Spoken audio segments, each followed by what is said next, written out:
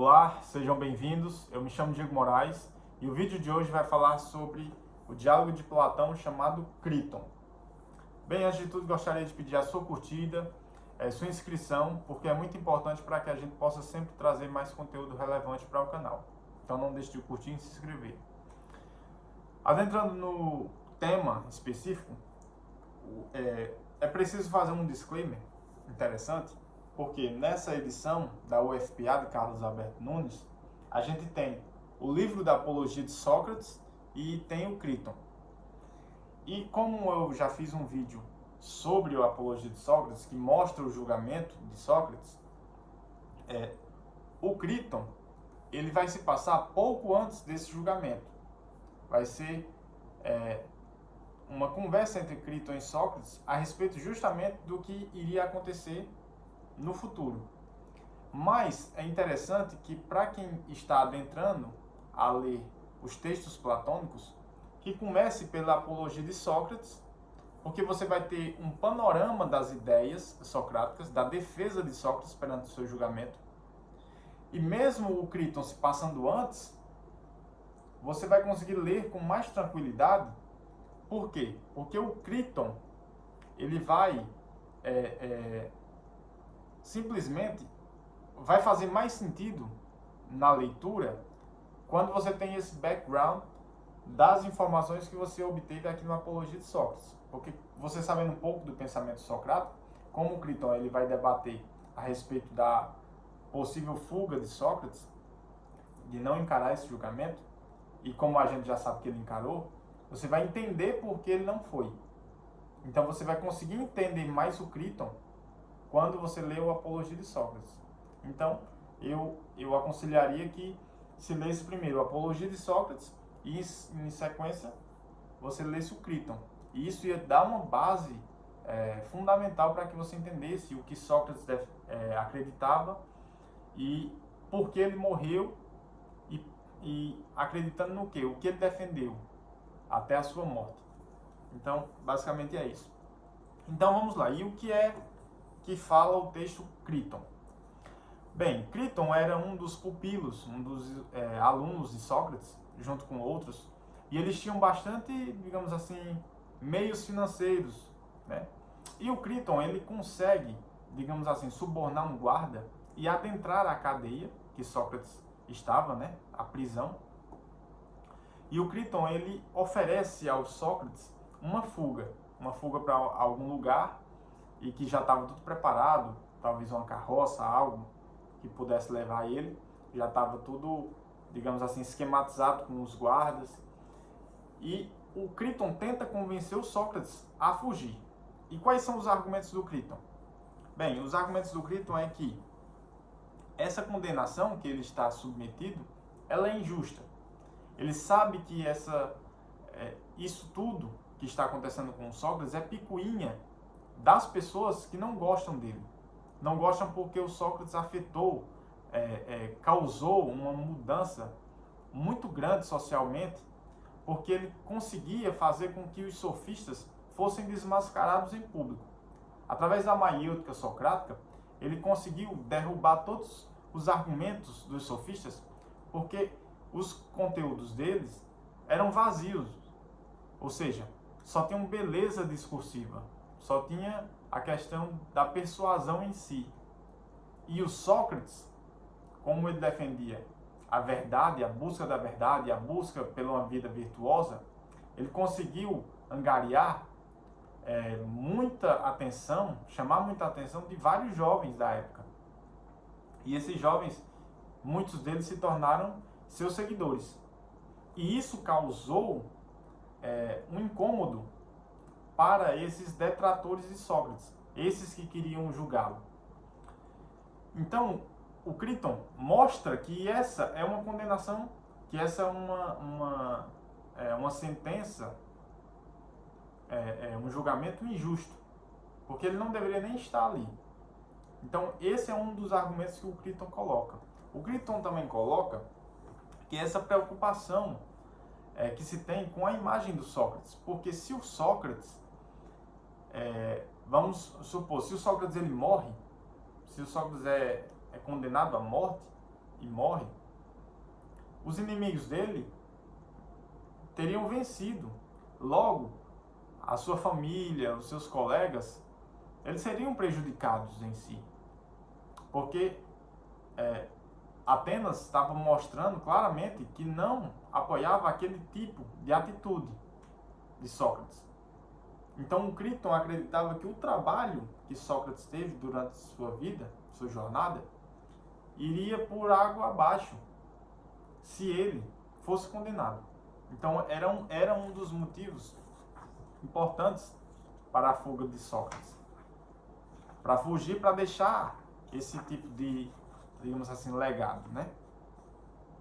E também a questão de ele poder se proteger, porque como o Críton sabia que ele era uma pessoa boa, e como o Sócrates, logicamente, ele sabia que ele era bom, não existia motivo para que ele não fugisse.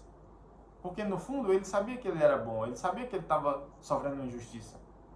Então que ele fugisse para que eles não conseguissem cometer essa injustiça. E aí, contrário a tudo isso, o Sócrates, por mais surpreendente que seja, ele vai dizer não. Ele vai dizer, eu não vou fugir. Eu vou encarar o julgamento e vou me defender. E eu vou fazer isso em respeito às leis de Atenas. Por quê? O que é que o Sócrates acreditava? O que é que ele argumentava? Sócrates, ele entendia que quando uma pessoa nascia numa cidade e ela tinha como se fosse um contrato tácito subjetivo, digamos assim, que mostrava que aquela pessoa deveria obediência às leis da cidade, pois ela usufruía de muitas coisas da cidade. Então, como o Sócrates, ele recebeu a educação, recebeu todo o aparato que a cidade de Atenas pôde dar para ele, como ele também foi um soldado de guerra, ele serviu a pátria, ele acreditava que essas leis não podiam ser descumpridas, por mais que ele estivesse sendo injustiçado, por mais que ele acreditasse que estava sofrendo injustiça, ele achava que era mais importante respeitar essas leis. Ou seja, ele não queria pagar a injustiça que estava sendo sofrida com uma injustiça contra as leis da cidade. Certo? Esse argumento que o Sócrates dá, ele nos mostra que, como ele acreditava numa alma imortal, como ele acreditava numa vida eterna, fora desse nosso plano, o Sócrates, ele acredita que se você comete uma injustiça aqui, por mais que você consiga barganhar algum tipo de coisa, mas se você consiga vencer temporariamente, quando você for para outro plano, você vai sofrer por ter cometido essa injustiça. Porém, se você não sofre uma injustiça, se você é um injustiçado, em outro plano você vai ser recompensado por aquela injustiça que você sofreu. Porque na concepção de Sócrates, a justiça, ela advém do bem e de Deus. E ela está para além, seria a justiça divina. Logo, é melhor, na visão de Sócrates, é melhor ser injustiçado do que cometer uma falha, do que cometer uma injustiça. Então, Sócrates, ele tem essa preocupação. Além dessa preocupação, ele tem essa preocupação também com a cidade, com a visão das pessoas em relação ao que ele estava fazendo. Ele dizia ao Críton que ele não se importava com o resultado do julgamento. Se fosse para morrer, que fosse. Pois ele acreditava que talvez a morte seria uma forma melhor dele conseguir buscar mais a verdade. A morte para Sócrates não era o fim. E ele estava mostrando para os seus alunos que aquele era o momento em que ele estava confirmando tudo aquilo que ele viveu. Porque no entendimento de Sócrates, se ele foge, ele estava jogando fora o seu legado. Ele estava demonstrando para seus inimigos e para a sociedade no geral que ele realmente estava errado. E ele quis ir de encontro, ele quis ir para julgamento, se defender, mostrar o que é que ele respeitava as leis da cidade, que ele não era um revolucionário, mostrar que ele respeitava o culto dos deuses que existia na cidade, mesmo não acreditando em vários deuses, ele acreditava num único Deus que ele não conhecia, que ele chamava o Deus. Então, ele queria mostrar o que ele acreditava e como ele estava sendo injustiçado, pois ele não tinha cometido nenhum crime grave. Porque ele tinha sido, só para relembrar que isso tem no Apologia de Sócrates, ele tinha sido acusado de ateísmo, porque ele não, digamos assim, não respeitava os deuses da cidade, ou não acreditava nos deuses da cidade. Só que ele respeitava sim, ele fazia os cultos que eram necessários, mas ele dizia, olha, no meu entendimento não existem vários deuses, existem só um Deus, eu não sei o nome dele, mas que esse Deus, ele é único. Ele acreditava na unidade do ser, ele acreditava na entidade do cosmos, do princípio supremo. Então o Sócrates, ele foi acusado de ateísmo, foi acusado de corrupção da juventude, ou seja, o Sócrates, como ele conseguia fazer com que vários jovens fossem seus seguidores, como ele conseguia isso de forma fácil, basicamente, simplesmente ele conversando com as pessoas e mostrando a falha dos seus discursos, os jovens começaram a se interessar naquele conteúdo que Sócrates demonstrava nos seus diálogos. E como ele estava fazendo isso, os detratores dele acreditavam que ele estava corrompendo os jovens. Só que ele demonstrava que não. Ele estava simplesmente ensinando virtudes para esses jovens. Não, então ele não poderia estar corrompendo alguém ensinando virtudes. Então é muito interessante que o Sócrates ele não foge do julgamento, porque ele quer defender as suas ideias, e mesmo que seja injustiçado, mesmo que ele tenha que sofrer uma pena grave, como uma pena de morte, ele vai encará-la de frente, porque ele respeita muito mais as leis da cidade, se defendendo e indo de peito aberto o seu destino. Ou seja, ele não quis fugir para não ser taxado também, um dos motivos, para também não ser taxado de o cara que estava errado, que realmente estava contra Atenas. Porque, claro que o Sócrates ele era contra o sistema político de Atenas à época, que era a democracia. Ele tinha outra visão, digamos assim, mas ele respeitava o sistema. Logo, ele não era um revolucionário. Vê essa nuance da coisa. O Sócrates ele poderia fugir. Os alunos dele tinham dinheiro, tinham influência, tinham meios de transportá-lo para outro local, para dar segurança para ele, comodidade. Ele tinha tudo isso. E mesmo assim ele optou para ir para um julgamento que poderia condená-lo à morte. Porque, claro, no livro Apologia de Sócrates a gente vê que ele foi julgado, condenado e morto. Mas aqui existia essa tensão porque a gente não sabia se realmente ele ia morrer ou não. E os seguidores dele estavam apavorados.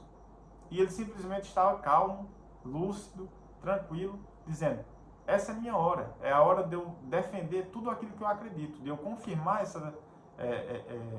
essa minha filosofia. Eu vou morrer defendendo a verdade. E se isso causar realmente a minha morte, eu estarei satisfeito e feliz, pois eu morri tendo uma vida voltada nos princípios morais e filosóficos que eu acreditava. Olha que belo isso. É muito bonito porque ele acreditava que se uma pessoa tinha uns princípios morais e filosóficos e morria com aquela crença, aquilo ali era um bem. Ou seja, aquilo ali era algo bom, benéfico. Porque a pessoa morreu acreditando naquilo. Então, o Sócrates, ele consegue fazer com que toda a sua filosofia seja, digamos assim, praticada no ato mais honroso que poderia existir, que é doar a sua vida pela filosofia, dar a sua vida pela busca da verdade, pela honra, pela justiça, pela virtude. O Sócrates morreu dando testemunho da verdade e morreu feliz, porque morreu em busca do Deus que ele acreditava. Morreu na busca da verdade objetiva que ele acreditava, na justiça de fato, no bem, né? no ágaton. O Sócrates, ele morreu pregando uma vida virtuosa. E ele deixou o exemplo para os seus alunos. E isso é muito interessante porque depois da sua morte é a consolidação de que ele foi um grande homem. E hoje a gente considera o Sócrates, há mais de 2000 anos, o pai da filosofia. A gente divide a filosofia entre pré-socráticos e pós-socráticos, porque ele foi um divisor de águas. A sua morte teve extrema influência na nossa civilização ocidental. O Sócrates, nesse sentido, ele foi um mártir para todos nós que amamos a filosofia e que buscamos a verdade. Então, basicamente é isso sobre o texto Críton, texto muito lindo, que é esse confronto entre Sócrates e Críton a respeito dessa sua possível fuga, né? Então não deixe de ler esse livro, que é interessantíssimo. Primeiro leiam a Apologia de Sócrates e depois o Críton. Então é isso, pessoal. Se você gostou do vídeo, curta, comente, compartilhe. É muito importante para a gente. E até a próxima e tchau.